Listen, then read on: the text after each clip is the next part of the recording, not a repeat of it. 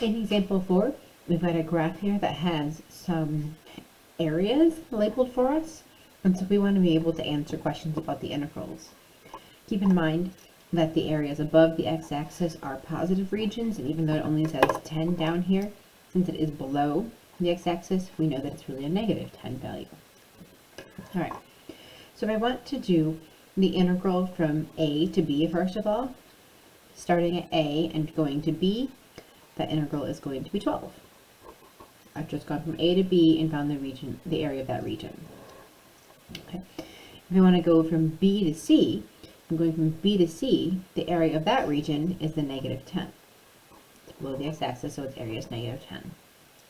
If I wanted to go from a to c, the integral, the definite integral, which is the bounded integral, is the same as the area. So I'm doing the integral from a to c. It's going to be the sum of those two regions.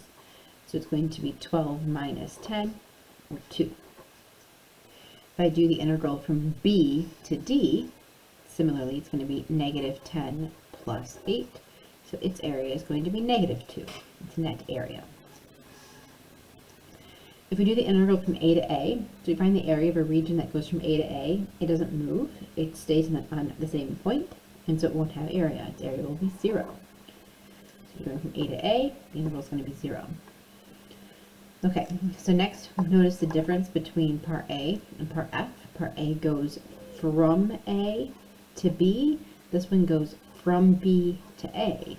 So it's going backwards from B to A. And if we integrate backwards, the area is going to be the negative of what it would have been if we integrated forwards. So negative 12, because those bounds are going backwards. Okay. All right. Now I've got the integral from a to b.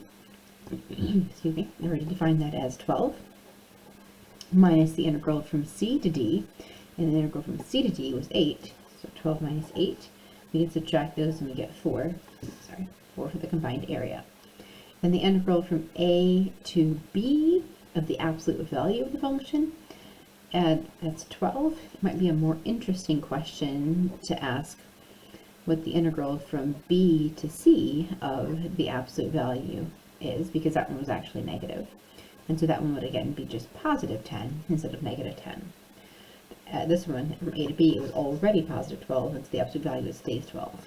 If it's a negative region, you have the absolute value, you have 10. Even maybe more interesting, if I went from a to c of the absolute value, I would be adding those two. So 12 plus 10, and I would get 22. So I'd be taking the positive of both of the regions separately, not the positive of the net sum. All right, let's look on the next page. Okay, so example 4, which is the one we just did, implies that we can treat integrals as arithmetic quantities in and of themselves. We can add and subtract them. And there are some interesting consequences, which we also saw on the previous page. So the first being that if you're integrating from a to a, we get 0 because there's no area, there's no region. You stayed on point A, so the integral is 0. And then another one that we noticed, when we integrate from b to a, it's the negative of the integral from a to b. So if you do your bounds backwards, you get the negative, or the opposite of, the integral that has the bounds in the order of the number line. Okay, and then other things are that if we have a sum or difference of two functions and you want to integrate them or find their area, you can find their areas separately and then add or subtract them. And then this one doesn't have its conclusion, so we'll just write that in, but it's that you can take a constant multiple out. So this is equal to k times the integral from a to b of f of x dx. That constant multiples can be factored out of integrals as well, which we saw for the indefinite case. It's also true for the definite case. And then the last one, which is interesting, is that the integral from a to b can be broken up and taken as two pieces, as the integral from a to p and then the integral from p to b. So we're separating this where we had an integral that originally went from a to b, and we've split it here at P, and we've looked at the sum of it in two pieces right here. Okay. Now, P doesn't necessarily even need to be between A and B, so if it is, then we can see that we have the two pieces A to P and P to B, but P also could be outside, and in which case we would do A to P and then P to B, which would be backwards, and it would subtract back off to get A to B. So P does not need to be in between them for this to be true. We can split it up at any value, even if that value is not between the two. So, interesting to think about. Okay, and then item 6, it says that the absolute value of the integral is the sum of the areas bounded by the sum of the absolute values, or the sum of the positive areas.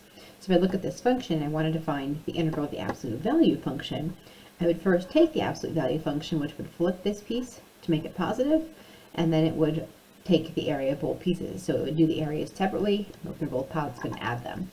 This is also, just as a note, what total area is. So we can define this to be the total area as opposed to the net area. So total area is going to be the area of the absolute value function, because you're going to have positive pieces for both parts of your region. So in these two pictures, the first picture would be a graph of what net area would look like. Net area is going to have some positive, some negative, some cancellation. The second picture is going to be a picture of what total area looks like.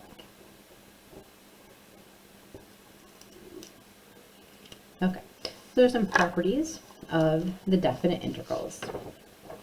There are some more properties of definite integrals on the next page. First, if we have a function that is all positive, so f of x is not necessarily all positive, but all non-negative, so positive or 0, greater or equal to 0, then that also means that the area is greater than or equal to 0. So it can equal 0 at some places, but the function's above the x-axis, then you are assured the area is going to be positive. Okay? And similarly, if it was all negative, then the area would be all negative. Okay. The next says that if you have two functions where one function f is greater than the other function g, then the area under f is greater than the area under g. So this should make sense. The integral of f is greater than the integral of g. So if you have those two functions where f is always greater or equal, so they can come down and touch, the area under f has to be larger than the area under g. Okay, that's the next property. And then if f is a function that is between two values, these are constants, then the area under m, which is just the formula for a rectangle, length times width. The width of the interval is b minus a. The height of the rectangle is little m or big M. So that's just a length times a width value for these, a length times a width for area. And so we have that our actual area has to be between the area of those two rectangles. So you can see we have the area of this little rectangle, that's a lower bound. The area of f, since it's larger, has to be above. And then we have capital M, that's this big rectangle, the area has to be below. So it's bounded between those. That can be useful if we can't actually compute the value exactly. We can at least give it bounds, or it has to be between two different areas. We have some boundary functions. Particularly useful in trigonometric functions, because you can bound them like sine and cosine, even if it's not just sine and cosine, but x times sine, or sine divided by x, something like that, where you can bound sine by 1 and -1. That may allow us to approximate the area of a trigonometric function if I wasn't able to integrate it.